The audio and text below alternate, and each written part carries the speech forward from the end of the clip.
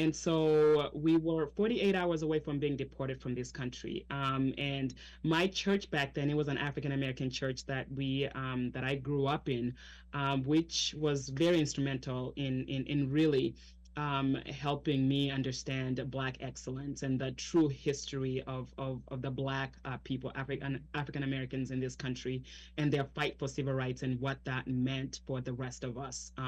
And so that church, Progressive Baptist Church in St. Paul, Minnesota, rallied then Senator Paul Wellstone, may his soul rest in peace, who went to bat within those 48 hours, calling, USCIS, the immigration, calling whoever he can call to see if there's anything else that the judge could have done. And within those 48 hours, our case was overturned. And who would have ever thought 20 plus years later, I would be sitting here running for a political office, a small girl from, a tiny little city, village, Nyamira in Kisii, Kenya, would be here running for a political office in this country.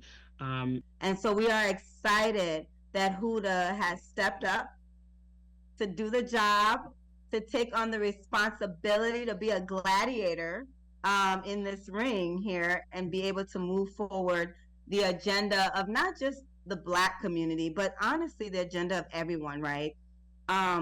That's what makes HULDAH such an exceptional candidate.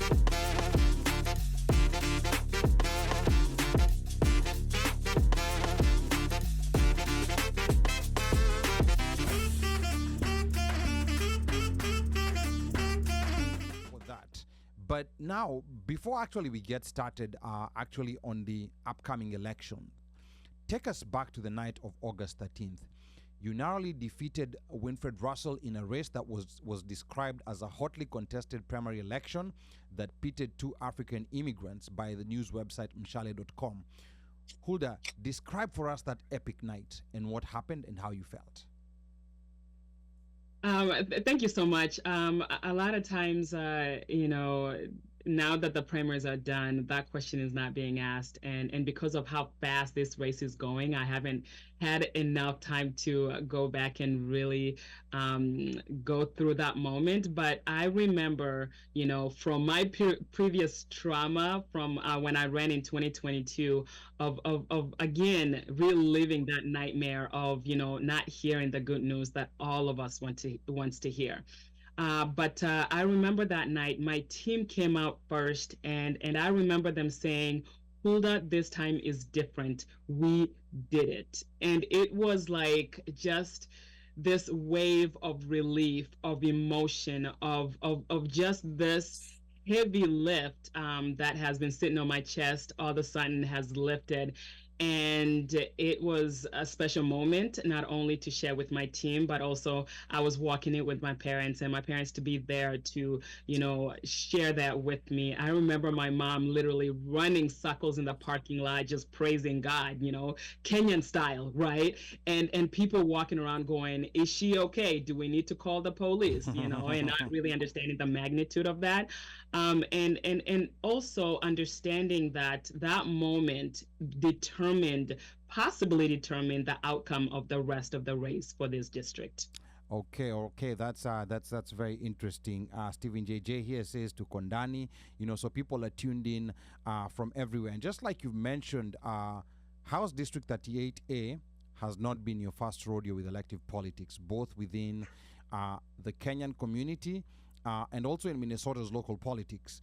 Please tell us a bit about your background as far as elective politics is concerned, both from the Kenyan side and also from the Minnesota side. HULDAH. Yeah, absolutely. So really, I've always been involved in my community since at a very young age. I grew up in a home where my parents taught us to give back. I remember living in a home where it wasn't just us. We were always hosting families, and we were always giving back. And so I grew up giving back to the community. And so the older I got, the more involved I got in the community. And I believe I was the secretary within the Kenyan community here in Minnesota, which is the second largest population of Kenyans here in the U.S. The first, I believe, according to Professor Otiso, is Texas, right? So I really was ingrained in the Kenyan community here by participating in leadership roles. So I was the secretary of MOMANYI, I believe, when I was still in, doing my undergrad back in 2014, 2015, around there. And then in 2021, I was able to rally the community and run a very successful campaign that, won me the presidency of MOMANYI organization, which is the largest Kenyan organization in the state of Minnesota and actually in the Midwest, organized Kenyan group. And so that I think was the biggest step for me because it gave me an opportunity to really look at sustainability of our community and really look at, where we were getting resources from and why we weren't addressing the root cause of a lot of the challenges and issues that, we have seen over the years, right? And that's how I got involved in, going to the Capitol and lobbying for, housing resources, small businesses resources, and realizing a lot of this resources, we didn't have access to them, for various factors that played into it. And so, and from there, I continued to get involved within my city and within what we call the Brooklyns. That is Brooklyn Center and Brooklyn Park. And so I got involved politically supporting candidates because I wanted to really champion candidates that would address those core root causes within not only the Kenyan community, but the African immigrant community as a whole in this district that is predominantly African immigrant. And we can definitely go into the details of the demographics within that.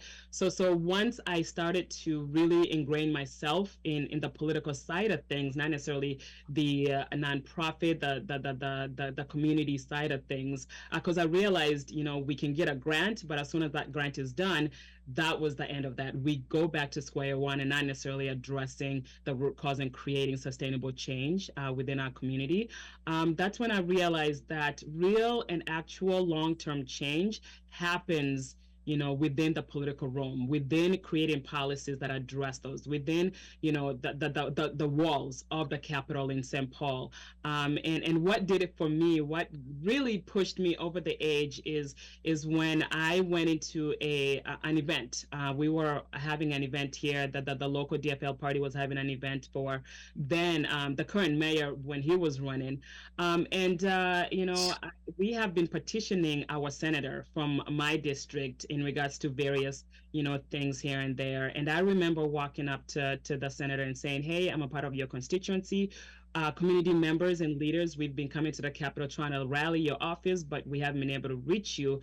And she literally pulled out her card, gave it to me as she was walking away and say, contact my office. And that made me feel invincible. That made me feel like she would have cared less about what I wanted to talk to her about. So after that, she went up and she announced her retirement and endorsed another individual in that meeting. And that is what did it for me. I was like, this is not how democracy works. People have to have a choice. And this is literally how this seat has been handed down to the next quote individual who's been anointed by the party. And so I looked around and I was like, I'm gonna run. And the people around me, and I remember, my brother Chewy Gichana, the one who gave me the baton for the MOMANYI presidency, he was there and he just chuckled and he was like, oh, HULDAH, like it wasn't a big deal. But I remember that night, I couldn't sleep. I could not sleep. I was under the covers Googling, how do I become a candidate? And from there, it snowballed into something that I never thought that it would be. And so I ran for Senate, and we gave a run for my opponent, a run for the money. We lost in the primaries because obviously we were very fresh in really running a successful political campaign here in the U.S. And then after we lost, my team and I regrouped, and here we are running for the second time now with knowledge and experience. Okay, good. And it's really interesting. It's been a very good summary of your political experience and elective experience in Minnesota, both within the Kenyan community and within the greater Minnesota community. And I can see here we have someone by the name Mesha Komesa. He's saying, let's get HULDAH across the finish line. And he has posted a link right there of how you can donate to the campaign, because everybody knows American campaigns, they need money. And you know, when I was talking to you, HULDAH, you said the only amount you need is only $20. You know, like if someone could donate $20, the links are right there in the comments. Meshach, if you could also go to the YouTube link, which we're going to share with you. You can just search the One Mic Show on YouTube and you'll find us. You'll find the show live. Please post it there, because you have other listeners out there on YouTube. And actually on YouTube, it's interesting. We have Pukimanjaro from Amsterdam. Anasema Amsterdam tuko. Hope everybody had a blessed week. So people are tuned in all the way from Amsterdam. And then we also have Musumba. Musumba saying congrats. You got this, and sending you much love. Thanks to the One Mic Show for hosting you. And then we have Wairimo N. Wairimo N says, greetings from the West Coast. Congrats to our Minnesota sister. So everybody, wherever you're listening from, West Coast, East Coast, South Coast, North Coast, whatever coast you're in, Central Coast, the coastal Kenya, make sure, you know, like you can already see the links for donation. And I think that we also on screen, we have some QR codes that you can scan. If you're using a bigger screen, you can scan, and there's a way for donating on Zelle, on the website, on Venmo, and different other ways. So make sure these links are also posted on the YouTube side, so that everyone can get to donate. Only $20. Only $20. I mean, of course, if your pockets are heavy, you know, like, feel free to donate more. You know, like if you want to donate $200, $100, feel free to donate to get to the finish line, because every dollar matters, every day matters, every second matters as we get towards November 5th. I want to remind the listeners that tonight's show is brought to you courtesy of money transfer app Lemfi.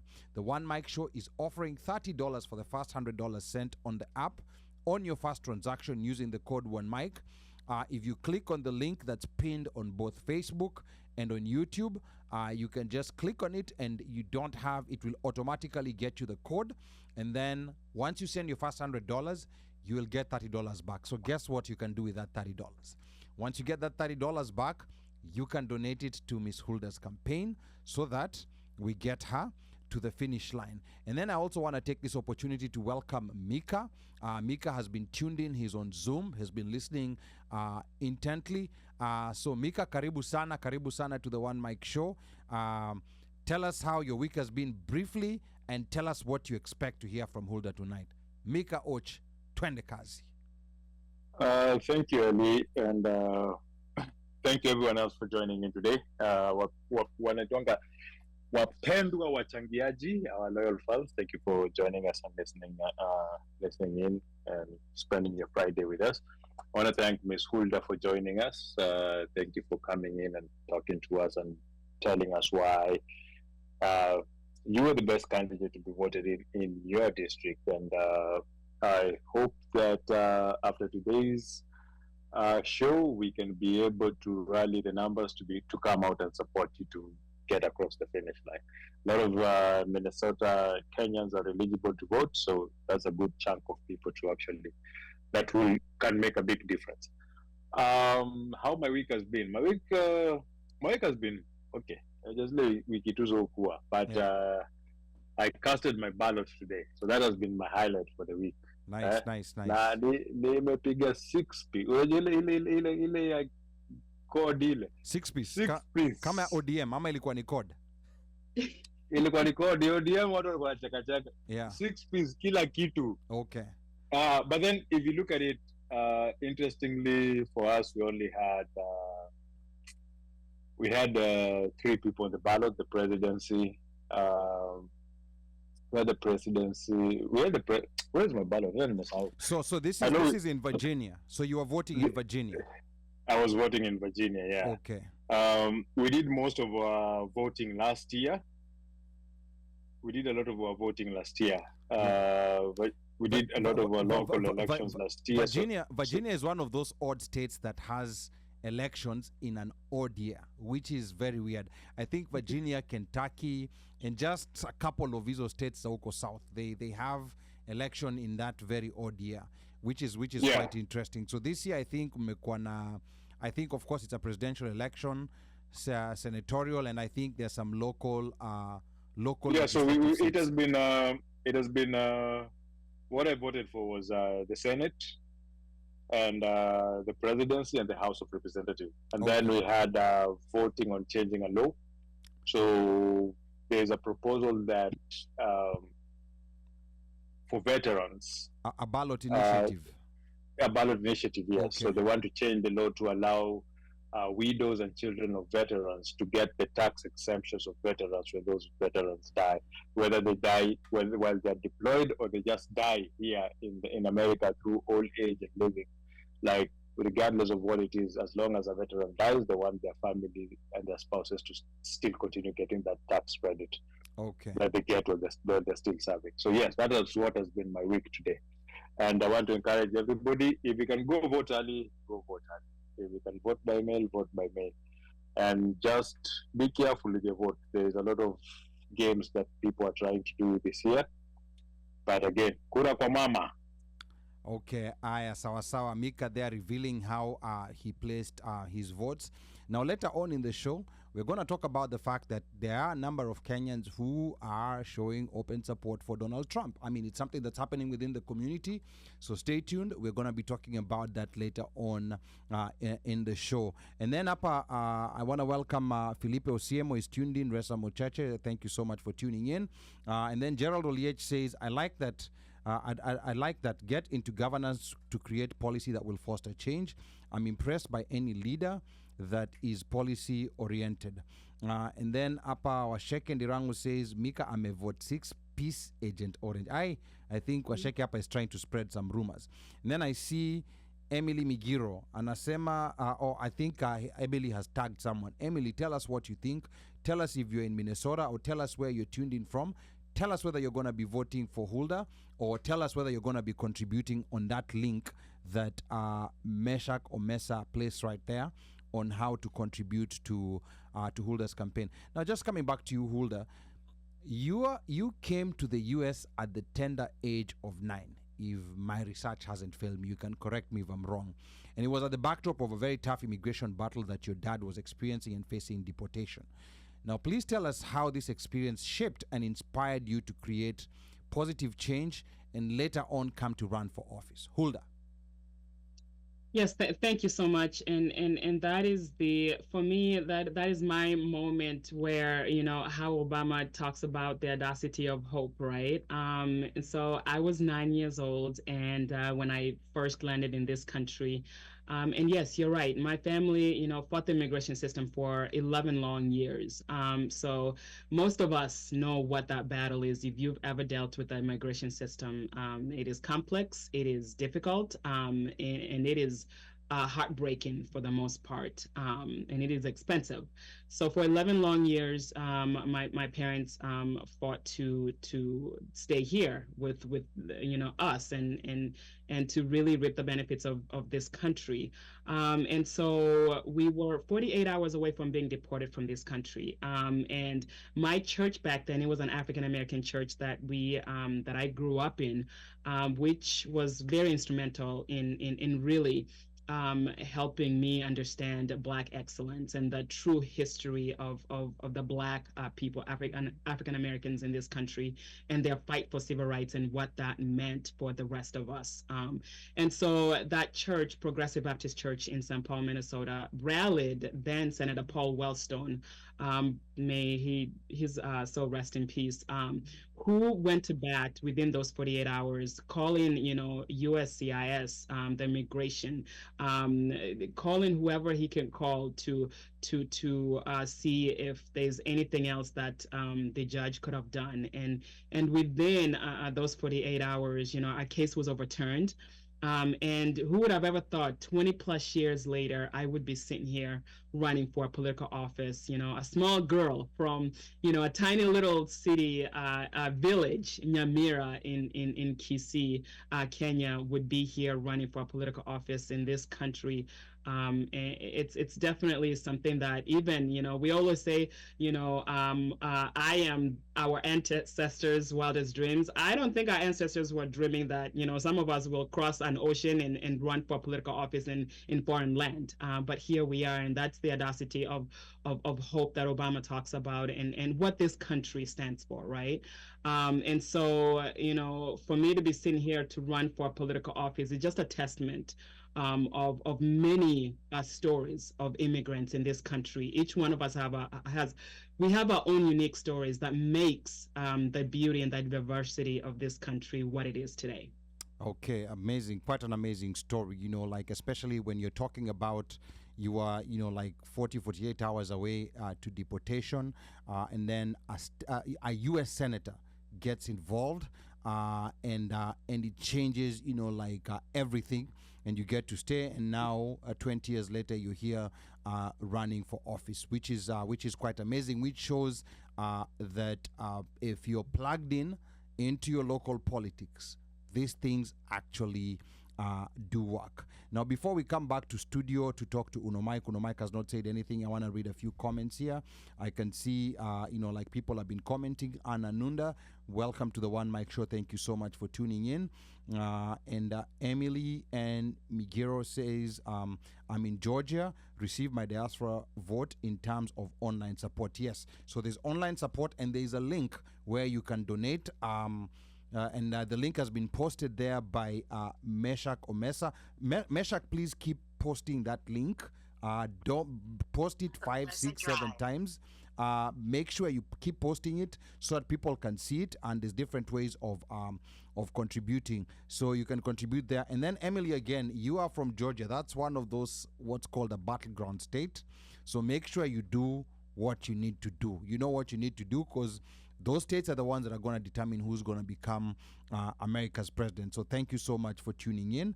And then there's someone else from Georgia. Georgia is being represented in the building tonight. I have Joseph Riro from Georgia. He says, I wish her every bit of success from Georgia. I will be supporting through a small contribution. Thank you so much, Joseph, for that contribution. It will go a long way. Then we have Daniel Munari. Daniel Munari says District 38A will be well served by HULDAH, a candidate who will be a true voice that will reflect the diverse population of her district. Go HULDAH MOMANYI. Daniel, thank you so much, and don't forget to contribute. I can see Meshach has posted that link again. Meshach, make sure you also go to YouTube and post it on that other side. And let me come back to studio. Uno Mike, real quick, you've been listening to HULDAH for the last few minutes. What are your thoughts? What are your expectations? And what has so far, caught your attention from what she said? Uno Mike, karibu na twende kazi. Karibu sana Miss HILTSLEY. HILTSLEY. Don't worry, he doesn't know how to pronounce. We'll teach him. We shall teach him. Yeah. Sawa. HULDAH, karibu sana. Welcome. And congratulations. Yes, and to piggyback on what Ali had said, we really did intend on, we wanted to get you, but hizo Gen Z protest ananguka nayo zilikuwa zimeshika. Alafu tukaangushwa. Tukasema tukaangushwa, but ni sawa. Now we are focused. November 5th, the battle is between two. They want one to be lawless, they want the other one to be flawless. Wacha tuende na flawless. I'm a flawless. Agreed. I'm a tuende na Mama Kamala. But it is interesting that we have somebody who will be, if elected, will be the first Kenyan here. Yeah, in a U.S. state. In a U.S. state Kenyan legislature. Born. Kenyan born. Because we had Barack. We had. Yeah. Yeah, but Kenyan born. Yeah, Kenyan born. That's amazing. And these are the stories that, at some point, even our kids are seeing this, and they'll be like, oh, even me, I can, Mm-hmm. and actually HULDAH reminds me of Annette Karanja. Yeah, because slowly by slowly she's weaving her way. She's trying to she's very political. So someone like HULDAH will probably be one of those resources and a point of contact, somebody who can encourage her. And all we are saying is vote and push, and let's get HULDAH across the finish across the finish line. Kinda. Yes, and all the details are there, and we also have some QR codes that will be moving on and off from the screen. Actually, let me put them right now and give people about like a few 10 seconds, because I tried and then it moved away too quick. Okay, yeah. There is Ohapo. Let's get HULDAH across the finish line. We have got donate, Zelle, and website. Yes, so the QR code. Yes, you got the QR code. Make sure, and if you don't know how to use a QR code, you're living in the Stone Age.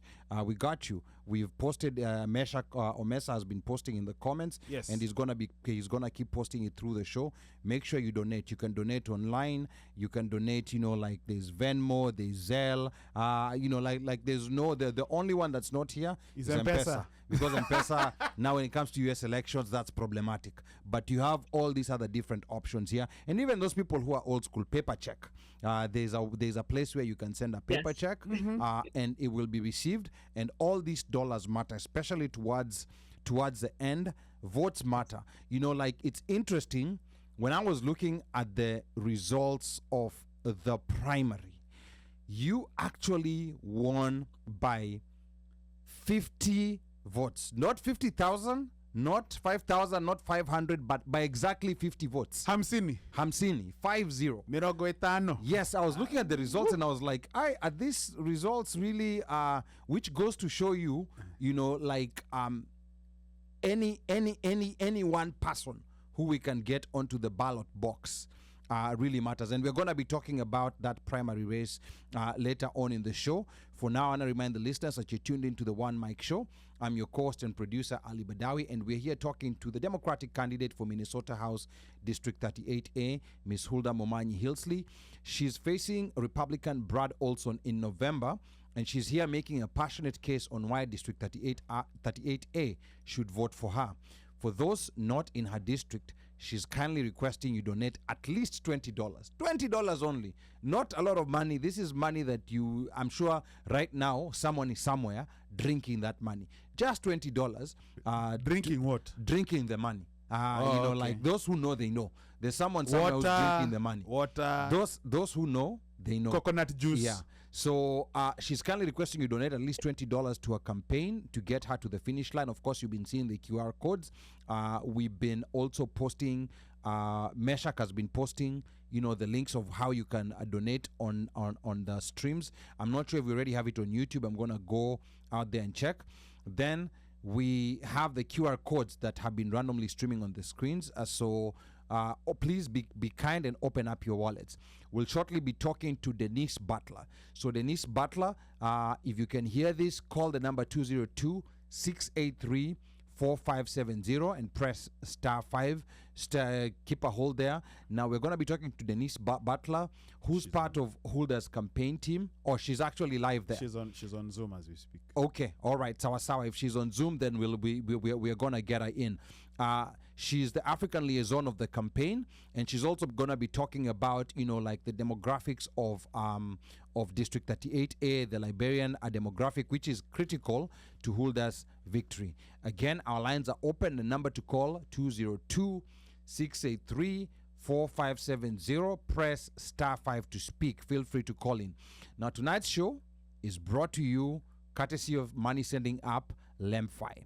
Now, the One Mic Show is offering $30 for the first $100 sent on your first transaction using the code OneMic. The links that are on YouTube and on Facebook that are pinned, that will take you straight there. Just go download this money sending app. Your relatives are asking for money back home, and this app right now is giving one of the best rates in the market. So click on it, get that $30, and you will also be helping the One Mic Show. As you can see, now people have so much confidence in the One Mic Show. They want to give the One Mic Show some money so that we can keep these lights on and we can keep sharing these good stories. Let me also just go back to a couple of comments here that I'm seeing that were coming in while I was reading that. Ann Anunda says, way to go, HULDAH. All the best. Thank you so much, Ann Anunda. And then Meshach, make sure you go post that link on YouTube. I have Global GFF Fatherhood, says Mr. Sam Wangi, anasema congratulations. And then I have Renaldo Muturi on YouTube says, Do you know how even that sounds crazy? That a powerhouse like us, Kenya, have never posted someone in Congress. Go, my Minnesota sister. Not only in Congress, we've never even posted someone in a U.S. state legislature. And then I have here Simon Nyamari saying, congratulations, Madam Huldah. You're almost there. Let's get her across the finish line. But so yeah, make sure you contribute, donate, and let's get Madam Huldah across the finish line. Now, let's go to now before we get to Denise, we're going to be coming to Denise shortly. I want to come back to you, Huldah, and let's go to your role in the Minnesota House of Representatives. That's District 38A. Please give our Kenyan audience a picture to understand. Now let's imagine Minnesota as the country with Governor Tim Walz, who's Kamala Harris's running mate, as its president. Where does Representative Huldah MOMANYI fall? Are you like a Kenyan member of parliament? Are you like a senator, a governor, or are you like an MCA? Where do you fall on this pecking order in the state of Minnesota, just so that our Kenyan audience that's so used to Kenyan politics can understand this? Huldah. Yeah, so thank you so much for that. I know that's a question that I'm always being asked, and I always ask from what context, right? Because the American politics is structured slightly different from the Kenyan politics. So from your perspective, Brother Ali, you compared it to if, Tim Walz, the current governor, hopefully soon to be vice president of this United States, is the president of the state of Minnesota, then the House of Representatives would be a part of the, I would be considered a member of parliament, right? Representative within the member of parliament. That's probably the closest I could compare that to, because then I'll be a part of member of parliament. And then if you break that down further, we all obviously have, city councils, and those are more so like the county assemblies and the MCAs within, each county. And then from there, obviously, you have, your school board candidates who are the community chiefs, right, for the different villages. Okay. So if you are asking about my race, I would probably comparing it to member of parliament. Okay, that's interesting. So if we are comparing it to the Kenyan parliament, that means you're controlling some kind of budget. That a budget that funds different activities within or different functions within the state of Minnesota. Is that correct? Yes. So just to give a quick background in terms of, because a lot of times you hear these roles, we have the Senate, we have the House of Representatives. So the Minnesota House of Representatives really creates and passes state laws impacting areas like education, really anything that pertains to its constituencies, education, healthcare, housing, public safety, infrastructure. Members representing their local districts and get together and work on policies that improve community life.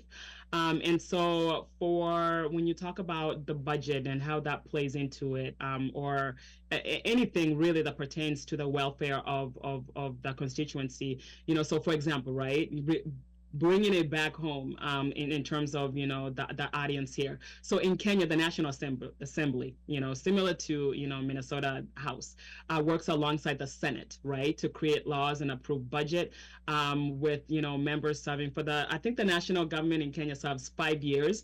But here, the state of Minnesota, the House of Representatives serve 2 years and work within the state budget rather than the national one. Both parties, they influence public policies. But you can tell me more about, Kenya's parliament and their impact on the entire nation, so that is the slight difference, right? So the Kenyan parliament, impacts the whole entire, Kenya. But then, the House of Representatives here and the Senate only impacts the state of Minnesota. Now, when you go to the national level where you have Congress, right? So you have the House of Representatives and then you have the Senate. For Congress, that's what impacts the whole entire nation.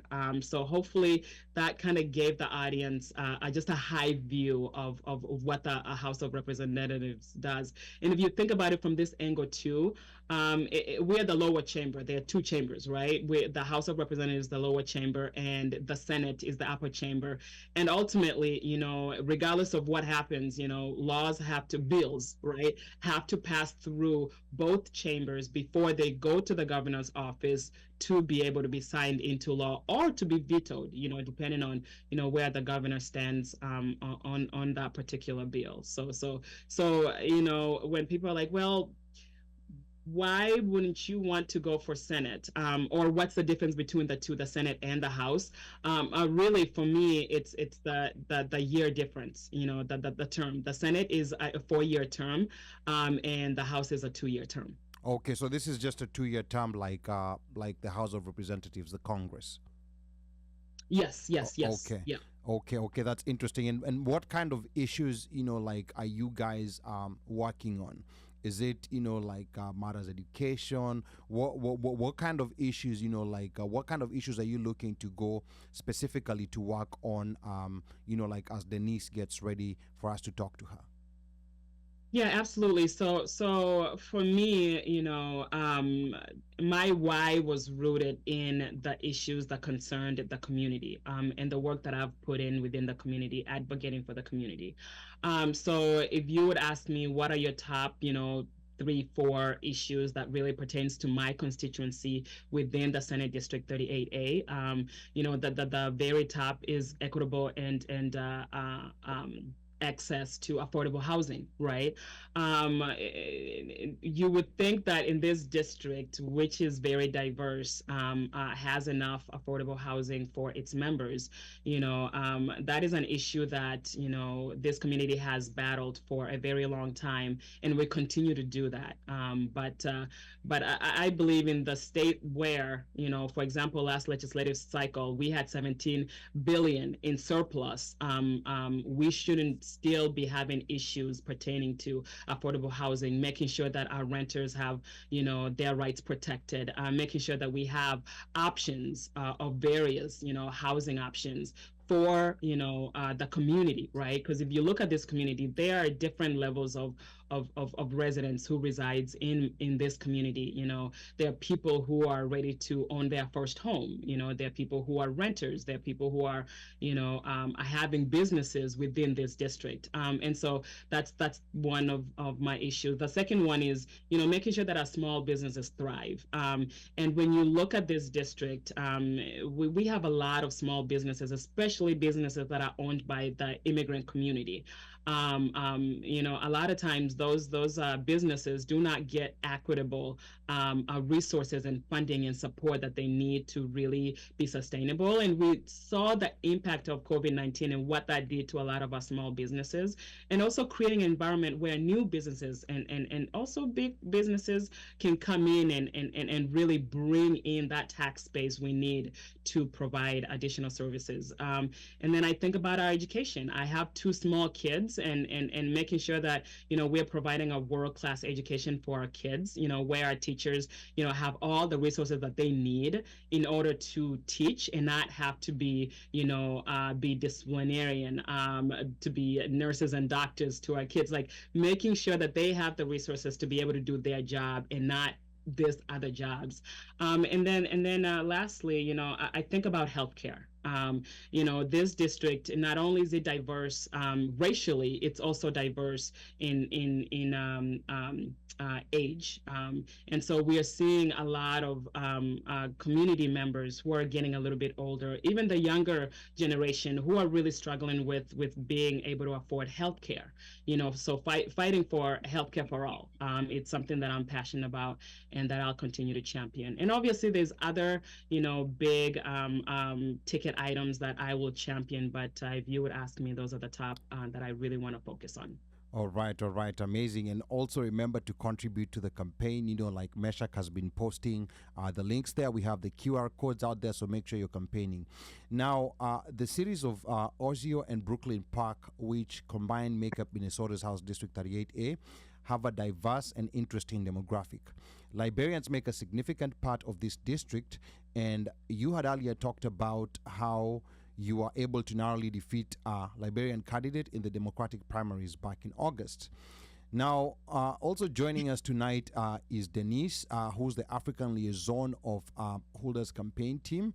And she also happens to be Liberian, and she did not just join the winning team. She was there from before, from the primary season. So yeah. So Denise, welcome to the show, and please tell us about your role in HULDAH's campaign and the importance of the Liberian demographic in District 38A. Denise, welcome to the OneMicShow. Good evening, everyone. Denise Butler here, but you can just call me Miss B. That's my podcast personality name that I like to use, and so we can all be comfortable in the space. We're all, one here trying to get HULDAH through this finish line. I am so excited that, my sister here, my young sister here, took up this mantle, right, and asked me to join her campaign, and great leaders in the community to join her campaign, as she decided to take this huge responsibility on, right, to get into office and represent us, right? She's representing a district that is largely diverse. Brooklyn Center and Brooklyn Park are not that far apart from each other, right? And both of these cities are the two majority minority cities in the state of Minnesota. Brooklyn Park itself is the sixth largest city in the state, and 62% of the population in Brooklyn Park is Black. Of that 62%, 15,000 of them is Liberian, just to kind of give you the numbers and put it into perspective. Besides Liberian, the mix is Nigerian, Somali. East and West African is well represented in the Brooklyn Park, the city of Brooklyn Park. And we're doing well, right? We're doing extremely well. The group of folks that live in the city are highly educated. You have a good medium income in this city, and we have a lot of Fortune 500 companies that are here.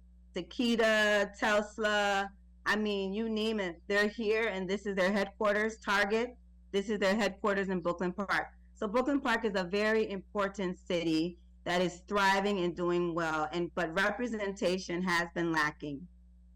When I give you the data about the number of Black residents that are living here and thriving, but representation has been lacking.